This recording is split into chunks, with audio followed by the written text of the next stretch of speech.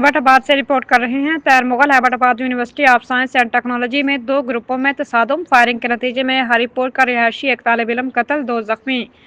خیبر پختونخوا کے ضلع ایبٹ آباد کی university of science and technology میں بدھ کے روز تحریک انصاف سے تعلق رکھنے والے 2 گروپوں میں تصادم ہوا، جہاں پر فائرنگ سے ایک شخص جاں بحق اور 2 زخمی ہو گئے ہیں۔ پولیس ترجمان اعظم میر کے مطابق ایبٹ آباد تھانہ حویلیہ کی حدود ایبٹ آباد university of science and technology کے طلباء کے درمیان جھگڑا، 1 قتل 2 زخمی۔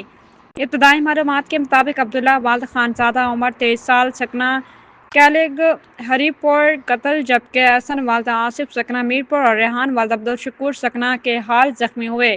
حویلیہ پولیس نے علت نمبر 156 کے تحت پی ٹی آئی کے ایم پی اے افتخار خان جدون کے بیٹے ثناء اللہ خان، حسن اسامہ پسران، الیاس خان اور دیگر 5 نامعلوم افراد کے خلاف مقدمہ درج کر کے تفتیش شروع کر دی ہے۔